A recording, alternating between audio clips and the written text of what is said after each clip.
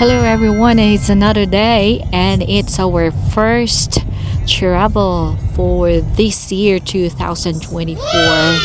How's everybody? Ayan, nandito na naman kami sa daan.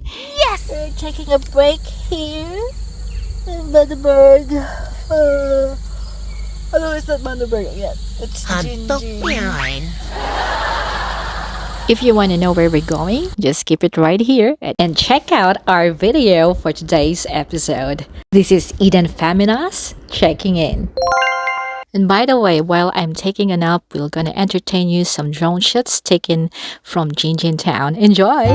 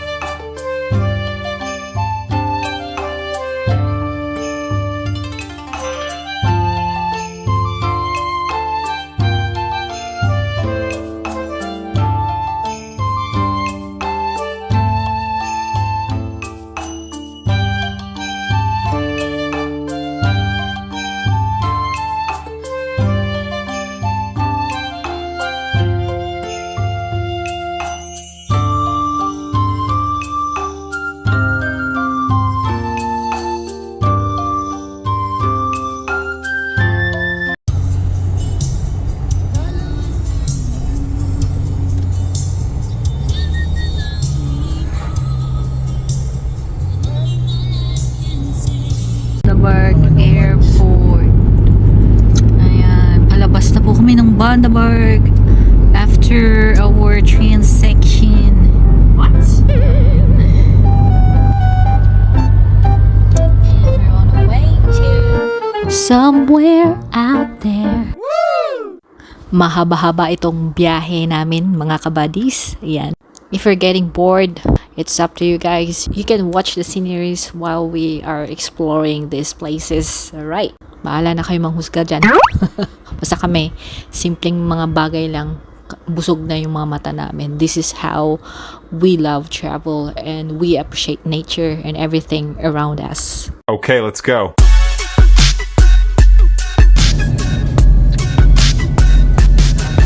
Jump!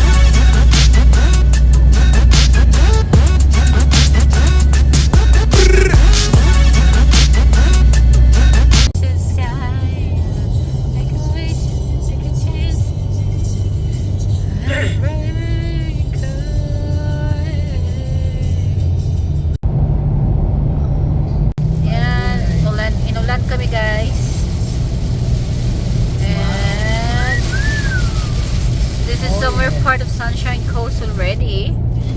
Ulan pa more. Ayan lang tayo, safety first.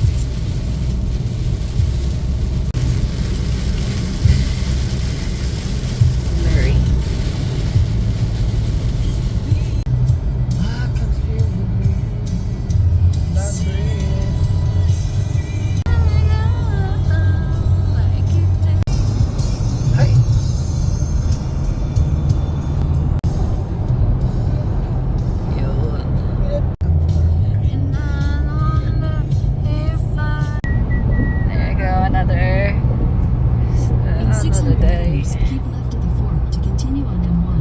Follow signs for Gateway Motorway, Gold Coast.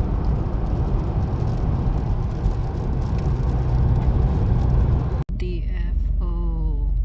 Look at that. We are now heading to the city and it's time to check in.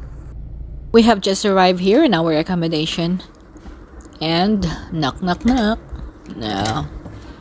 We have to use our card before we open this room. Welcome to our room. A simple room for an overnight stay. Ayan. Simple lang. Budget lahat.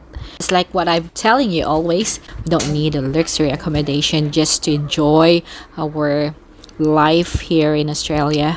Ayan. So, before we go back to our work, this is our couple routine to relax somewhere else. Kung ano ang naiisipan minsan, bigla-bigla lang, and then we have to like travel on the spot. Just sharing, guys. So here's a quick room tour of our amenities here inside the room. It's only a tiny fridge, and then yeah, the television, and of course the shower area and the toilet. That's it, and that's very simple. Right, so we're just sharing our videos, guys, for you to inspire that everything that we do in life doesn't require you to be rich. There's always a better option for you to decide where to go and what to do in life. Just a simple advice, just be grateful for what you have always.